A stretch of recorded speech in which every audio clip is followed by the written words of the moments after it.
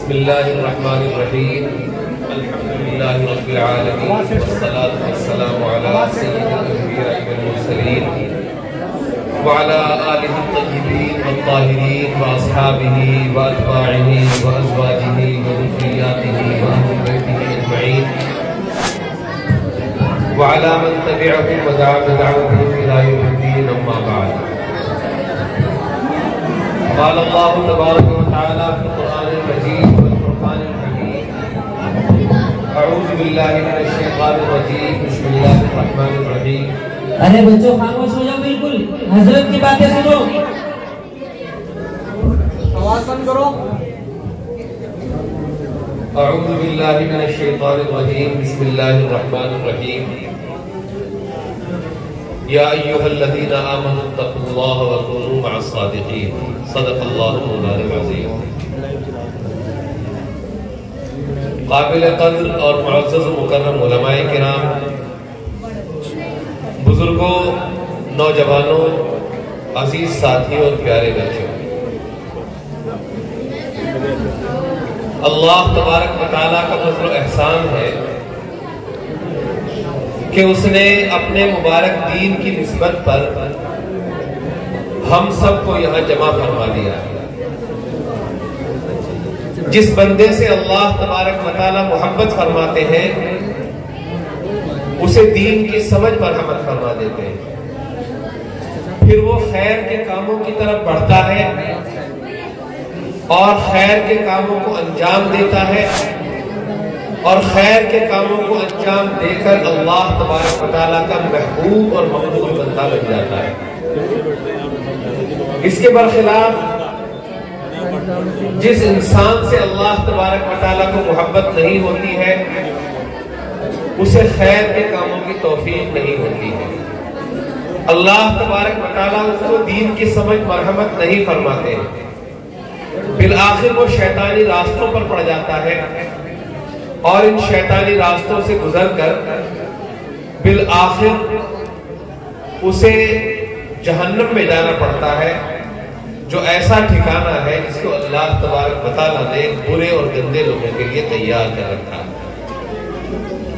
میرے عزیزوں، یہ جامعہ رحمانیہ بحر العلوم جہاں آپ تشریف فرما رہے ہیں، اس کے نام ہی سے ظاہر ہوتا ہے کہ یہ قدیم اور پرانا ادارہ ہے۔ مجھے اچھی طرح یاد ہے، آج سے تقریباً 15 سال پہلے یہاں آنے کا اتفاق ہوا اور اس وقت میں نے دیکھا تھا کہ یہاں ایک بوسیدہ سی عمارت تھی، ایسی عمارت جس کی چھت نیچی پڑ چکی تھی اور جو بوسیدگی اور کہنگی کی وجہ سے آنے والوں کے لیے اپنے اندر کوئی کشش نہیں رکھتی تھی۔ طلبہ کی تعداد بھی بہت معمولی تھی اور یہاں آ کر میں نے کوئی بہت اچھا تاثر قائم نہیں کیا۔ آج 15 سال بعد دوبارہ اس ادارے کے اندر آنے کا اتفاق ہوا ہے۔ ماشاءاللہ عمارت دیکھی بہت خوبصورت، بہت مضبوط، بہت عظیم الشان۔ پھر اندر داخل ہوئے، اسٹیج دیکھا بہت خوبصورت، سلیقے سے سجایا ہوا۔ پھر طلبہ اور طالبات کو دیکھا، ہماری عفت ماں بیٹیاں برقعوں میں ملبوس ہیں، اپنے نورانی چہروں کو چھپائے ہوئے ہیں اور ان کی ہر ادا سے یہ ظاہر ہوتا ہے کہ اللہ تبارک و تعالیٰ نے ان کے ذہنوں میں اور ان کے دلوں میں اپنے دین کو داخل فرما دیا۔ ماشاءاللہ۔ یہ ادارہ جہاں آپ تشریف فرما ہیں اور اس طرح کے دوسرے تعلیمی ادارے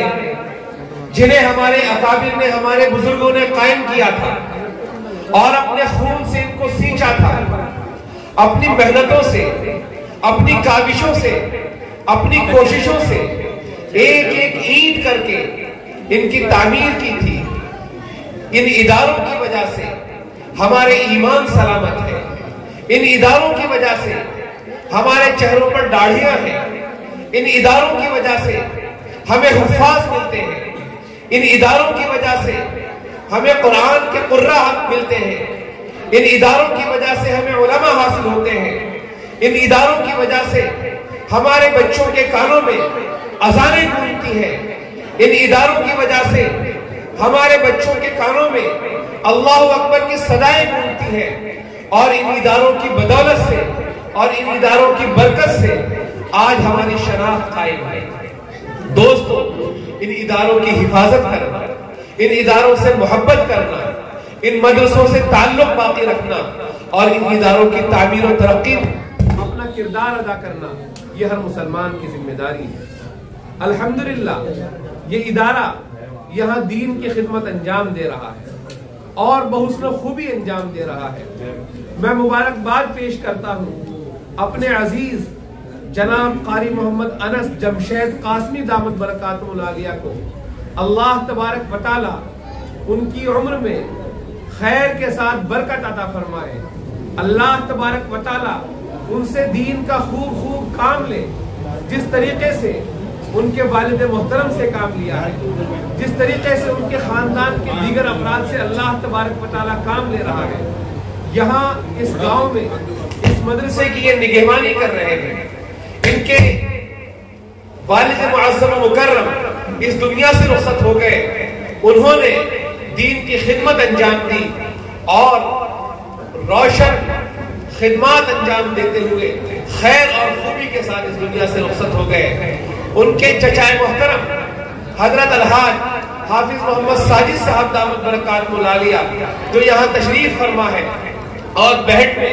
دارالاسلام کے نام سے بہترین ادارہ چلاتے ہیں، ان کے بھائی سہارنپور شہر میں ایک ادارہ چلاتے ہیں۔ یہ ایسا کام ہے کہ اس پورے خاندان کو اللہ تبارک و تعالیٰ نے اپنے دین کی خدمت کے لیے قبول کر لیا ہے۔ اس خاندان کا ایک ایک فرد، ایک ایک بچہ، ایک ایک نوجوان، ایک ایک بزرگ دینی تعلیم کی خدمت انجام دے رہا ہے اور اللہ تبارک و تعالیٰ ان سے اپنے دین کا کام لے رہا ہے۔ جب اللہ تبارک و تعالیٰ کسی بندے کو پسند فرماتے ہیں تو اللہ تبارک و تعالیٰ اس سے دین کا کام لیتے ہیں اور اس کی نسلوں سے دین کا کام لیتے ہیں۔ حضرت آدم علیہ السلام کو دیکھ لیجئے، اللہ تبارک و تعالیٰ نے انہیں نبوت مرحمت فرمائی اور اس کے بعد پھر پے در پے ان کے خاندان میں آنے والے لوگوں کو اللہ تبارک و تعالیٰ نے نبوت مرحمت فرمائی۔ حضرت ابراہیم علیہ السلام جن کو اللہ تبارک و تعالیٰ نے اپنا خلیل بنایا، اپنا برگزیدہ اور مبارک نبی بنایا، انہوں نے اللہ تبارک و تعالیٰ کے دین کو پھیلانے کے لیے اپنی زندگی وقف کر دی۔ ایسی محبت اللہ تبارک و تعالیٰ سے کی، ایسی محبت انہوں نے کی کہ اس کی مثالیں آج تک دی جاتی ہیں۔ تاریخ کے اندر لکھا ہے کہ حضرت ابراہیم علیہ السلام ایک مرتبہ کسی جنگل میں بکریوں کو چرا رہے تھے، ایک طرف سے ایک آدمی آیا اور اس نے اللہ تبارک و تعالیٰ کی حمد اور اللہ تبارک و تعالیٰ کی تعریف بیان کرنی شروع کی۔ سبحان الملک القدوس، سبحان ذی الملک والملکوت، سبحان ذی العزت والعظمت والہیبت والقدرت والکبریاء والجبروت، سبحان الملک الحی الذی لا ینام ولا یموت، سبوح قدوس ربنا ورب الملائکۃ والروح۔ یہ الفاظ اس شخص نے حضرت ابراہیم علیہ السلام کے پاس آ کر ادا کیے تو حضرت ابراہیم علیہ السلام اپنے رب کی تعریف سن کر، اپنے رب کی تسبیح سن کر، اپنے رب کی حمد و ثنا سن کر ایسے مدہوش ہوئے، ایسے پرکیف ہوئے کہ انہوں نے اس سے کہا، اے بھائی تم نے مجھے اللہ کی تعریف سنائی ہے، ایسا کرو ایک مرتبہ اور سناؤ۔ کہا میں نے تمہیں ایک مرتبہ سنا دیا، دوبارہ پھر میں نہیں سناؤں گا۔ کہا کہ بتاؤ اس تعریف کے بیان کرنے کے بدلے میں تم مجھ سے کیا چاہتے ہو؟ آنے والے نے کہا میں تمہارے سامنے اپنے رب کی اور تمہارے رب کی حمد و ثنا بیان کروں گا اور اسی طریقے سے بیان کروں گا اور اچھے انداز میں بیان کروں گا، لیکن ضروری ہے کہ تمہیں اس کے بدلے میں مجھے کچھ نہ کچھ دینا پڑے گا، بتاؤ کیا دے سکتے ہو؟ ابراہیم علیہ السلام نے کہا یہاں میرے پاس بکریوں کا ریوڑ ہے، اتنا بڑا ریوڑ، اس کے اندر بہت ساری بکریاں موجود ہیں، بہت سارے بکرے موجود ہیں، بہت سارے بکریوں کے بچے موجود ہیں۔ ایسا کرو تم اپنے رب کی حمد و ثنا میرے سامنے بیان کرو، تم حمد و ثنا بیان کرو گے میں تمہیں اپنے ریوڑ میں سے آدھی بکریاں تمہیں دے دوں گا، آدھا ریوڑ تمہیں دے دوں گا۔ اس آدمی نے پھر پڑھنا شروع کیا سبحان الملک القدوس سبحان ذی الملک والملکوت سبحان ذی العزت والعظمت والہیبت والقدرت والکبریاء والجبروت سبحان الملک الحی الذی لا ینام ولا یموت سبوح قدوس ربنا ورب الملائکۃ والروح۔ حضرت ابراہیم علیہ السلام نے اللہ کی حمد و ثنا، اللہ کی تعریف سنی اور سننے کے بعد بکریوں کا آدھا ریوڑ انہیں مرحمت فرما دیا۔ لیکن بے چینی ہے کہ بڑھتی جاتی ہے، کیف ہے اور وجدان ہے کہ ہچکولے لے رہا ہے۔ حضرت ابراہیم علیہ السلام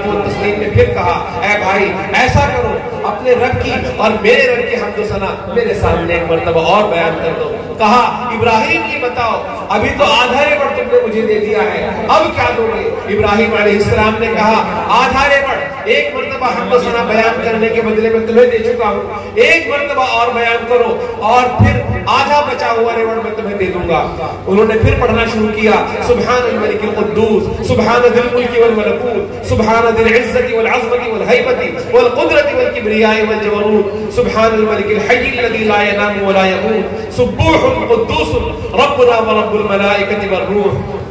جب یہ پڑھی تو حضرت ابراہیم علیہ السلام نے بکریوں کا بچا ہوا آدھا ریوڑ اس شخص کو مرحمت فرما دیا۔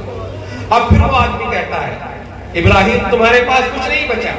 کیا اب بھی تمہارا دل چاہتا ہے کہ تم اپنے رب کی حمد و ثنا سنو؟ کہ ہاں میری طبیعت اب بھی چاہتی ہے کہ تم اسی طریقے سے میرے رب کی حمد و ثنا میرے سامنے بیان کرتے رہو۔ کہا کہ تمہاری جیب تو خالی ہو گئی، تمہارے پاس تو اب کچھ بچا نہیں، بکریوں کا ریوڑ تھا یہ سارا کا سارا ریوڑ تم نے مجھے دے دیا، اب اگر تمہیں رب کی حمد و ثنا تمہارے سامنے بیان کروں تمہیں پڑھ کر سناؤں تو بتاؤ اس کے بدلے میں کیا دو گے؟ ابراہیم علیہ السلام نے کہا میں اپنے رب کا محبوب ہوں اور اپنے رب کو اپنے دل میں محبوب سمجھتا ہوں، ایسا کرو ایک مرتبہ یہ حمد و ثنا میرے سامنے پھر پڑھ کر سناؤ، میں تمہارا نوکر بن جاؤں گا۔ یہ بکریوں کا ریوڑ جو میں نے تمہیں دیا ہے اس بکریوں کے ریوڑ کی میں نگہبانی کروں گا، اس کو چراؤں گا، اس کو کھانا کھلاؤں گا، اس کو پانی پلاؤں گا اور ان کی خدمت کروں گا۔ ایسا کرو ایک مرتبہ پھر یہ حمد و ثنا مجھے پڑھ کر سنا دو۔ اس نے پھر پڑھ کر سنانی شروع کی اور کہا سبحان الملک القدوس سبحان ذی الملک والملکوت سبحان ذی العزت والعظمت والہیبت والقدرت والکبریاء والجبروت سبحان الملک الحی الذی لا ینام ولا یموت سبوح قدوس ربنا ورب الملائکۃ والروح۔ حضرت ابراہیم علیہ السلام نے کہا اب تو کچھ نہیں بچا، میری جان بچی تھی وہ بھی تمہارے حوالے کر دی، اب ایسا کیا کرنا کہ میں تمہارے بکریوں کے ریوڑ کو چرایا کروں گا اور تم اللہ کی حمد و ثنا میرے سامنے بیان کرتے رہنا ہے۔ اس آدمی نے کہا ابراہیم علیہ السلام میں نے آپ کو اللہ کی حمد و ثنا سنائی ہے، میں نے اپنی طرف سے نہیں سنائی، اللہ تبارک و تعالیٰ نے مجھے بھیجا ہے۔ تمہاری نگاہوں کے سامنے تمہیں محسوس ہوتا ہے کہ میں انسان ہوں لیکن میں انسان نہیں ہوں، اللہ تبارک و تعالیٰ کی طرف سے فرشتے نے انسانی شکل اختیار کی تھی، اس نے کہا کہ تیرے رب نے تیری محبت کا امتحان لینے کے لیے مجھے بھیجا تھا، تو نے اپنی بکریاں آدھی دی پھر بکریاں پوری دے دی پھر اپنی زندگی مجھے مرحمت فرما دی۔ اے ابراہیم علیہ السلام میری حیثیت کہاں کہ میں آپ کو اپنا ملازم رکھ سکوں، میں آپ کو اپنا نوکر رکھ سکوں؟ آپ کے رب نے آپ کے معبود نے آپ کا امتحان لینے کے لیے مجھے بھیجا تھا۔ اللہ تبارک و تعالیٰ نے ایسی محبت کی کہ حضرت ابراہیم علیہ السلام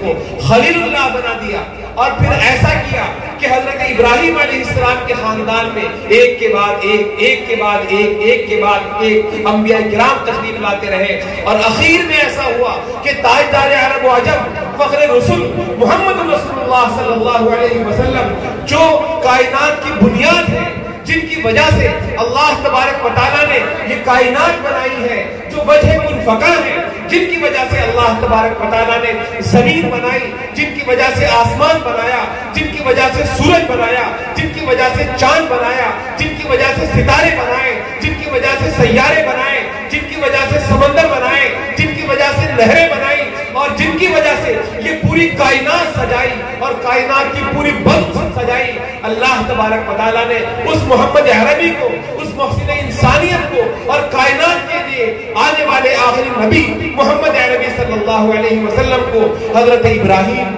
خلیل اللہ علیہ السلام کے خاندان کے اندر پیدا فرمایا اور ان کو آخری نبی بنا کر مکہ المکرمہ میں مبعوث فرمایا۔ دوستو، اسی محمد صلی اللہ علیہ وسلم کی امت میں اللہ تبارک و تعالیٰ نے ہمیں پیدا کیا اور اللہ تبارک و تعالیٰ جس بندے سے محبت کرتے ہیں اس بندے کو اپنے دین کے لیے قبول کر لیتے ہیں اور اس کے پورے خاندان کو اور اس کے گھر بار کے افراد کو اور اس کے متعلقین کو اپنے دین کے لیے قبول فرما لیتے ہیں۔ اگر یہ خاندان حضرت الحاج حافظ محمد ساجد صاحب کا خاندان اور حضرت الحاج قاری محمد جمشید صاحب نور اللہ مرقدہ کا خاندان آج دین کی خدمت کر رہا ہے تو یہ سمجھنا چاہیے کہ ان کو اور ان کے خاندان کو اللہ تبارک و تعالیٰ نے اپنے دین کے لیے قبول کیا ہے اور ان کے بزرگوں نے اپنے رب سے اپنے معبود سے کہیں نہ کہیں سچی محبت کی ہوگی جس کے بدلے میں آج اس خاندان سے اللہ تبارک و تعالیٰ دین کا کام لے رہے ہیں۔ اگر آپ چاہتے ہیں کہ آپ کی نسلوں میں حفاظ پیدا ہو، اگر آپ چاہتے ہیں کہ آپ کی نسلوں میں علماء کرام پیدا ہو، اگر آپ چاہتے ہیں کہ آپ کی نسلوں میں داعیان دین پیدا ہو، اگر آپ چاہتے ہیں کہ آپ کی نسلوں میں قرآن پاک پڑھنے والے، قرآن پاک کی تلاوت کرنے والے، قرآن پاک کو سمجھنے سمجھانے والے، قرآن پاک کے پیغام کو عام کرنے والے اور قرآن پاک کے نظام کو نافذ کرنے والے لوگ اللہ تبارک و تعالیٰ پیدا فرمائے تو آپ کے لیے ضروری ہے کہ آپ اپنے رب سے محبت کریں، ایسی محبت کریں جو خالص محبت ہو، ٹوٹ کر کی ہوئی محبت ہو اور جس کے بدلے میں آپ اللہ تبارک و تعالیٰ سے پوچھنا چاہتے ہو بس اس کے بدلے میں اللہ کی محبت چاہتے ہو، ایسی محبت آپ کو کرنی پڑے گی۔ اور ایسی محبت کرنے کے لیے ضروری ہے کہ آپ اپنے رب کے لیے تقوی اختیار کریں۔ آپ نے بارہا سنا ہوگا یہ لفظ تقوی۔ علماء کرام جب بیان کرتے ہیں تو وہ ہمیشہ کہا کرتے ہیں کہ اے مسلمانوں تقوی اختیار کریں۔ ہمارے آقا تاجدار عرب و عجم فخر رسول محمد رسول اللہ صلی اللہ علیہ وسلم نے جب بھی تقریر فرمائی، جب بھی خطاب فرمایا، ہر تقریر میں اکثر آپ کا پہلا جملہ یہی ہوا کرتا تھا، یا ایھا الذین آمنوا اتقوا اللہ، یا ایھا الناس اتقوا اللہ، اے لوگوں اللہ سے ڈرو، اے لوگوں تقوی اختیار کرو، اے مسلمانوں تقوی اختیار کرو۔ لوگ سمجھتے تھے کہ تقوی کسے کہتے ہیں۔ ایک مرتبہ کسی صحابی نے امیر المومنین سیدنا عمر فاروق رضی اللہ تعالیٰ عنہ سے پوچھا، یا امیر المومنین ذرا ہمیں بتا دیجیے یہ تقوی کا لفظ استعمال کیا جاتا ہے، اس کا صحیح مفہوم کیا ہے، اس کا صحیح مطلب کیا ہے، اس کا صحیح مطلوب کیا ہے۔ حضرت عمر فاروق رضی اللہ تعالیٰ عنہ نے سمجھانے کے لیے اس سائل سے ایک اور سوال کر لیا اور پوچھا، مجھے یہ بتاؤ کہ اگر تمہارا گزر کسی ایسی وادی سے ہو، کسی ایسے جنگل سے ہو، کسی ایسی پگڈنڈی سے ہو، کسی ایک پتلے راستے سے ہو جس کے دونوں طرف جھاڑیاں کھڑی ہوئی ہو اور تمہارے بدن پر کپاس کا لباس ہو، تمہارے بدن پر سوتی لباس ہو، مجھے بتاؤ کہ اس خاردار راستے سے ہو کر تم کیسے گزرو گے؟ کہنے والے نے کہا، یا امیر المومنین اگر ہمیں موقع ملے ایسے راستے سے گزرنے کا کہ جو تنگ راستہ ہو، جو پتلا راستہ ہو، جو چھوٹا راستہ ہو اور اس کے دونوں طرف جھاڑیاں کھڑی ہوئی ہو تو ہم اپنے لباس کو سمیٹ لیں گے، اپنے لباس کو سمیٹ کر اس راستے سے گزریں گے تاکہ کہیں ایسا نہ ہو کہ لباس کانٹوں میں الجھ جائے اور کانٹوں میں الجھنے کی وجہ سے ہمارا لباس پھٹ جائے اور ہمارا بدن عریاں ہو جائے۔ اس سے بچنے کے لیے ہم بچتے بجاتے اس راستے سے گزریں گے۔ حضرت عمر فاروق رضی اللہ تعالیٰ عنہ نے مسکراتے ہوئے جواب دیا، اسی کو تو تقویٰ کہا جاتا ہے۔ اللہ تبارک و تعالیٰ نے تمہارے لیے جو راستہ بنایا ہے جس کو صراط مستقیم کہا جاتا ہے وہ راستہ سیدھا راستہ ہے اور یہی راستہ جنت تک لے کر جاتا ہے۔ اس راستے کے دونوں طرف جھاڑیاں ہیں اور جھاڑیاں شیطان کے راستے ہیں۔ شیطان تمہارے دونوں طرف بیٹھا ہوا ہوتا ہے، وہ شیطان تمہیں اچکنا چاہتا ہے، تمہیں سیدھے راستے سے ہٹانا چاہتا ہے، تمہیں گرانا چاہتا ہے، تمہارے قدموں میں تزلزل پیدا کرنا چاہتا ہے، تمہارے قدموں میں لڑکھڑاہٹ پیدا کرنا چاہتا ہے اور تمہیں سیدھے راستے سے اور سچے راستے سے بھٹکانا چاہتا ہے۔ اگر تم نے शैतानी रास्तों से बचते बचाते हुए इस सीधे रास्ते को इख्तियार कर लिया तो तुम अपने रब तक पहुंच जाओगे। और अगर सही सालिम गुनाहों से बचते हुए तुम अपने रब तक पहुंच गए तो तुम कामयाब हो जाओगे और तुम्हारा रब खुश होकर जन्नत की वो नेमतें तुम्हें मरहमत फरमाएगा। माला आइन वला उज़ुन समिअत वला खतर अला क़ल्बि बशर, कि किसी कान ने उन नेमतों के बारे में नहीं सुना, किसी निगाह ने उन नेमतों को नहीं देखा और किसी दिल पर, किसी दिमाग पर उसका ख्याल तक नहीं आया कि वो नेमतें कैसी होंगी। ऐसी नेमतें अल्लाह तबारक व तआला तुम्हें मरहमत फरमाएगा। लेकिन जरूरत इस बात की है कि तुम तक़वा इख्तियार करो, तुम सच्चे लोगों के साथ हो जाओ, तुम ईमानदार लोगों के साथ हो जाओ, तुम उलमा के साथ हो जाओ, तुम सुलहा के साथ हो जाओ, तुम मुत्तकीन के साथ हो जाओ। इसके लिए जरूरी है। आज अफसोस की बात है कि हम उलमा के साथ कम बैठते हैं और नशेड़ियों के पास ज्यादा बैठते हैं। हमारी नौजवान नस्ल शैतानी रास्तों की तरफ भटकती चली जा रही है। हमारे बच्चे, नौजवान बच्चे शराब पीते हैं, नशा करते हैं, स्मैक पीते हैं और हमारे हाथों से निकलते चले जा रहे हैं। ऐसे बहुत से देहात में लोगों की बातें मैंने सुनी है, शहर के बहुत सारे इलाकों में लोगों की बातें मैंने सुनी है जो ये कहते हैं, मौलाना साहब हमारे बच्चे हमारे हाथों से निकल गए, हमारे बच्चे हमारे हाथों से निकल गए। बच्चे घरों में आते हैं तो बीवी से लड़ते हैं, बच्चे घरों में आते हैं तो माँ से झगड़ते हैं, बच्चे घरों में आते हैं तो बाप की बेहुरमती करते हैं, माँ की बेइज्जती करते हैं, माँ की बेहुरमती करते हैं। मौलाना साहब हमारे बच्चे हाथों से निकल गए। दोस्तों, शराब और नशा इतना आम हो गया है, इतना आम हो गया है कि बच्चे लोगों के हाथों से बाहर निकलते चले जा रहे हैं। दोस्तों, बुजुर्गों, हमारे लिए जरूरत है और हमें चाहिए कि हम अपने बच्चों को सही रास्ते पर लाने की फिक्र करें, अपने बच्चों को शैतान के रास्ते से हटाने की फिक्र करें। ये नशा बहुत बुरी चीज है, बहुत खतरनाक चीज है। जिस घर में नशा आ जाता है समझो वो घर बर्बाद हो जाता है। नबी पाक सल्लल्लाहु अलैहि वसल्लम ने हदीस पाक के अंदर बयान फरमाया है, आपने इरशाद फरमाया कि शराब जो है वो बुराइयों की जड़ है, शराब बुराइयों की असल है। इस शराब से बचना। सब बच्चे बैठो भाई, हजरत यही तशरीफ ला रहे हैं, यही ज़ियारत होगी। भाई खड़े ना हो बिल्कुल भी, बदनज़मी ना होने दे बिल्कुल भी, सभी बैठ जाए भाई। हजरत यही तशरीफ ला रहे हैं आपके सामने। बहुत कीमती बातें हो रही हैं मौलाना की, इनको तवज्जो से सुने। हमें अपनी नस्लों को नशे से, शराब से, जुए से और सट्टे से बचाना है।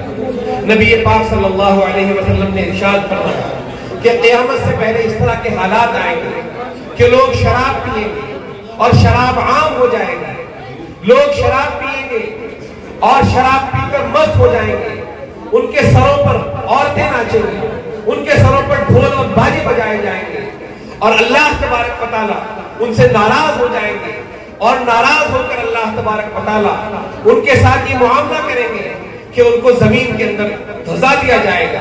अल्लाह तबारक व तआला उनकी शक्लों को तब्दील फरमा देंगे और अल्लाह तबारक व तआला उनके चेहरों को मस्त फरमा देंगे। इतनी बुरी सजा और इतनी खतरनाक सजा नशा करने की नबी पाक सल्लल्लाहु अलैहि वसल्लम ने बताई है। तो दोस्तों, हमें अपने बच्चों को, अपनी नौजवान नस्ल को नशे से बचाना है, बुरे कामों से बचाना है और शैतान के रास्ते से बचाना है और रहमान के रास्ते पर लेकर आना है। ऐसा रास्ता जो सीधा रास्ता है, ऐसा रास्ता जो सच्चा रास्ता है, ऐसा रास्ता जो अल्लाह तक पहुंचाने वाला रास्ता है, ऐसा रास्ता जो कामयाबी का रास्ता है। और ये रास्ता हमें कुरान पाक बताता है। रोशनी का मीनार कुरान पाक हमारे दरमियान मौजूद है। नबी पाक सल्लल्लाहु अलैहि वसल्लम ने अपने आखिरी मरहले में इरशाद फरमाया था, तरक्तु फीकुम अमरैन,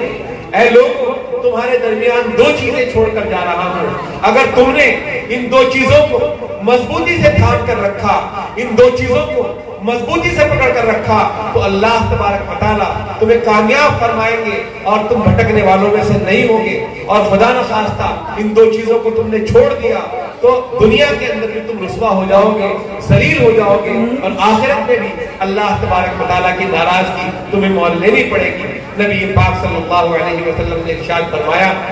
कि ये दो चीजें कुरान और मेरी सुन्नत। दोस्तों, ہمیں قرآن کو سینے سے لگانا ہے، قرآن کو پڑھنا ہے، قرآن کو سیکھنا ہے، قرآن کو سمجھنا ہے اور قرآن پر عمل کرنے کی کوشش کرنی ہے۔ یہ مدرسہ بحر العلوم اور جیسے دوسرے مدرسے یہی کام کرتے ہیں کہ ہمیں اور ہمارے بچوں کو قرآن پاک کی تعلیم دیتے ہیں۔ ہمارے چھوٹے چھوٹے بچے جب ان مدرسوں میں آتے ہیں تو ان کو اللہ کا پاک کلام پڑھایا جاتا ہے، ان کے سینوں میں، ان کے دماغوں میں اللہ کی باتیں اور اللہ کے کلام کو پیوست کیا جاتا ہے۔ ان مدارس کی قدر کرنے کی ضرورت ہے اور ان مدارس میں اپنے بچوں کو بھیج کر انہیں پڑھانے کی ضرورت ہے۔ دوستو، یہ مدرسہ یہاں قائم ہے، اس کے علاوہ آپ کے علاقے میں دیگر بہت سارے مدارس قائم ہیں، بڑے بڑے مدارس اللہ تبارک و تعالیٰ نے آپ کے ضلعوں کو دیے ہیں۔ دارالعلوم دیوبند جیسا بڑا مدرسہ جس کی شہرت پوری دنیا کے اندر ہے اور جس کا فیض پوری دنیا کے اندر پھیلا ہوا ہے،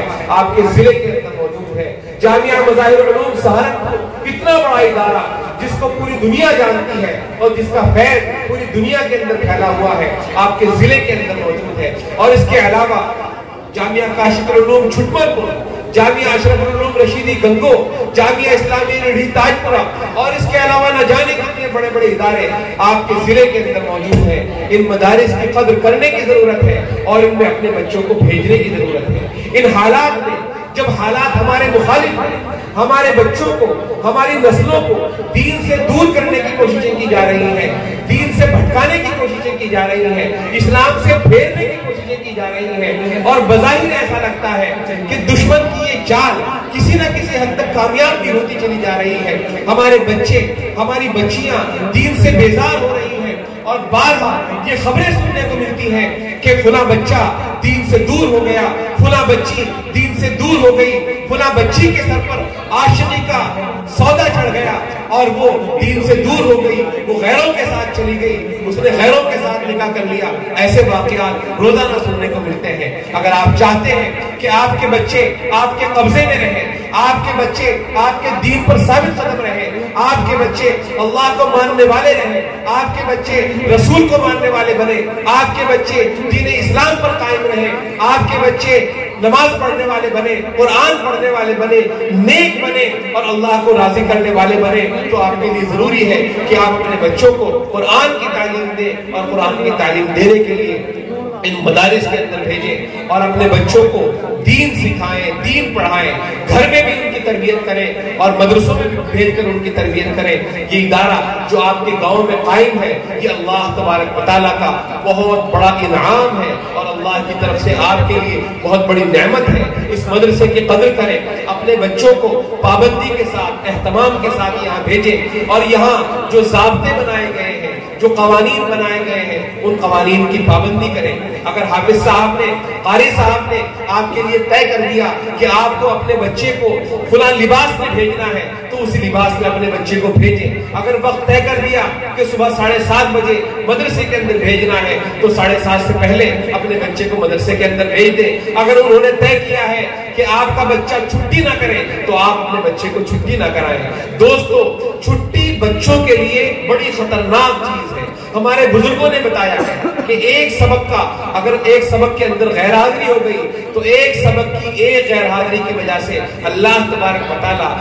40 دن کی برکت سے، علم کی برکت سے بچے کو محروم فرما دیتے ہیں۔ اس لیے غیر حاضری بالکل نہ کرائیں، ذمہ داری کے ساتھ اپنے بچوں کو بھیجیں اور اپنے بچوں کو دیندار بنانے کی فکر کریں اور خود بھی دیندار بنیں، نمازوں کا اہتمام کریں، روزوں کا اہتمام کریں۔ رمضان المبارک کا مقدس مہینہ آنے والا ہے، اس مہینے میں روزے رکھیں، اہتمام کے ساتھ روزے رکھیں۔ گاؤں کے اندر ماحول بنے، ایک بھی آدمی ایسا نہ ہو جو روزہ چھوڑنے والا ہو، چاہے جوان ہو، چاہے بوڑھا ہو، چاہے ادھیڑ عمر کا ہو، چاہے مرد ہو، چاہے عورت ہو۔ گاؤں کا ایک ایک فرد روزہ رکھے اور گاؤں میں کوئی ایک آدمی بھی ایسا نہ ملے جو روزہ چھوڑنے والا ہو۔ پہلے ہم دیکھا کرتے تھے کہ لوگ روزہ رکھا کرتے تھے اہتمام کے ساتھ، اور خدا نہ خواستہ اگر کسی کے ساتھ عذر ہو جاتا تھا، کوئی بڑی بیماری ہو گئی جس کی وجہ سے وہ روزہ نہیں رکھ رہا ہے، تو گھر کے کونے میں بیٹھ کر کھانا کھایا کرتا تھا، گھر کے کونے میں بیٹھ کر کھانا کھایا کرتا تھا۔ بیوی سے بھی کھانا نہیں مانگا کرتا تھا، نہ بیوی اسے کھانا دیا کرتی تھی۔ کھانا خود اٹھاؤ خود کھاؤ، ایک کونے میں شرم کے ساتھ کھاتا تھا، اس احساس کے ساتھ اے اللہ تو نے مجھے روزے سے محروم کر دیا، میں مجبور ہوں اس لیے کھانا کھا رہا ہوں۔ اور آج افسوس کی بات یہ ہے کہ ہماری آنکھوں کی شرم چلی گئی، ہماری آنکھوں کی شرم چلی گئی۔ میں نے اپنی گنہگار آنکھوں سے دیکھا ہے کہ مسلمان آدمی جو بظاہر نظر آتا ہے کہ یہ مسلمان ہے، جس کی شناخت ہوتی ہے کہ یہ مسلمان ہے، اس کے ہاتھ میں بیڑی ہے اور دھڑلے کے ساتھ سڑک پر بیڑی پیتا پھر رہا ہے۔ شہر کے اندر میں نے اپنی آنکھوں سے دیکھا ہے، پہلے تو یہ ہوا کرتا تھا کہ ہوٹلوں کے سامنے پردے لٹکا دیے جاتے تھے اور لوگ پردے کے پیچھے بیٹھ کر کھانا کھایا کرتے تھے، لیکن اب افسوس کی بات یہ ہے کہ پردوں کا ماحول بھی نہیں رہا، کھلم کھلا لوگ کھانا کھاتے ہیں، کھلم کھلا کھانا کھاتے ہیں، حلیم چاول بکتے ہیں، بریانیاں بکتی ہیں شہر کے اندر اور لوگ خوب کھاتے ہیں۔ یہ رمضان کا مذاق ہے، یہ رمضان کا مذاق ہے، یہ رمضان کی بے عزتی ہے، یہ رمضان کی بے حرمتی ہے۔ وہ مہینہ جس کو اللہ تبارک و تعالیٰ نے اتنا بڑا مقام مرحمت فرمایا کہ اس کے بارے میں ارشاد فرما دیا رمضان شہر اللہ، کہ رمضان تو اللہ کا مہینہ ہے۔ اللہ تبارک و تعالیٰ نے اپنی ذات باری کے ساتھ اس مہینے کو منسوخ فرما دیا، تو ہمارے لیے ضروری ہے کہ اس مہینے کا اکرام کریں، روزے رکھیں، تراویح کا اہتمام کریں، نمازوں کا اہتمام کریں، قرآن پاک کی تلاوت کا اہتمام کریں۔ تفصیل سے بات کرنے کا موقع نہیں ہے، مجھے بھی دوسرے جلسے میں جانا ہے اور یہاں بھی اکابر علماء کرام تشریف لا چکے ہیں، بہت سارے اکابر کے بیانات آپ کو سننے ہیں، بہت سارے علماء کی باتیں آپ کو سننی ہیں، نعتیں اور نظمیں آپ حضرات کو سماعت کرنی ہے اور بہت دیر تک انشاءاللہ یہ جلسہ چلے گا۔ میں اختصار کے ساتھ آپ کو سمجھاتا ہوں کہ اس رجب کے، اس شعبان کے مہینے کی قدر کریں اور رمضان کے مہینے کی قدر کریں۔ شعبان کے مہینے کے بارے میں نبی پاک صلی اللہ علیہ وسلم نے ارشاد فرمایا شعبان الشہری، اور رمضان کے مہینے کے بارے میں فرمایا کہ وہ رمضان شہر اللہ، شعبان کا مہینہ میرا مہینہ ہے اور رمضان کا مہینہ اللہ کا مہینہ ہے۔ نبی پاک صلی اللہ علیہ وسلم شعبان کے مہینے کے بھی روزے رکھا کرتے تھے اور رمضان کے مہینے کے بھی روزے رکھا کرتے تھے۔ حضرت صفیہ رضی اللہ تعالی عنہ اور حضرت عائشہ صدیقہ رضی اللہ تعالی عنہ دونوں سے روایت ہے کہ نبی پاک صلی اللہ علیہ وسلم رمضان اور شعبان کے دونوں مہینوں کے مسلسل روزے رکھا کرتے تھے۔ آپ تو شعبان کے بھی روزے رکھتے تھے اور رمضان کے بھی روزے رکھتے تھے۔ اگر ہم شعبان کے روزے نہیں رکھ پاتے ہیں، پورے روزے نہیں رکھ پاتے، تو کم از کم چند روزے ضرور رکھیں اور رمضان کے سارے روزے اہتمام کے ساتھ اور ذمہ داری کے ساتھ رکھیں اور کوشش کریں کہ اللہ تبارک و تعالیٰ کا یہ مبارک مقدس اور بابرکت مہینہ اس کی بے حرمتی نہ ہو، اس کی بے اکرامی نہ ہو اور اس سے ہم خوب فائدہ اٹھائیں اور اس کا پورا اکرام کریں اور اس میں خوب تلاوت کا اہتمام کریں۔ اس مہینے کے اندر شب قدر آتی ہے، اس شب قدر کو تلاش کرنے کی کوشش کریں، قرآن پاک کی تلاوت کا اہتمام کریں، گھروں کے اندر دینی ماحول پیدا کریں، ابھی سے ماحول بنانے کی فکر کریں۔ اللہ تبارک و تعالیٰ مجھے بھی، آپ حضرات کو بھی اور کائنات کے تمام مسلمانوں کو شعبان کی قدر کرنے کی توفیق مرحمت فرمائے اور آنے والے رمضان کے مہینے کی قدر کرنے کی توفیق مرحمت فرمائے، قرآن پاک کی قدر کرنے کی توفیق مرحمت فرمائے اور اپنے اکابر کی، اپنے بزرگوں کی، اپنے علماء کرام کی، اپنے مدارس کی، اپنی مساجد کی قدر کرنے کی توفیق مرحمت فرمائے۔ آمین وآخر دعوانا الحمدللہ رب العالمین۔ جزاک اللہ، جزاک اللہ۔ یہ تھے ہمارے مہمان خصوصی جناب مولانا محمد اطہر حقانی ندوی، جنہوں نے بڑی قیمتی باتیں بتلائی ہیں۔ انشاءاللہ ہم سب لوگ آج کے اس پروگرام میں عزم کریں گے کہ وعدہ کریں گے کہ حضرت نے جو باتیں بتائی ہیں انشاءاللہ ان سب پہ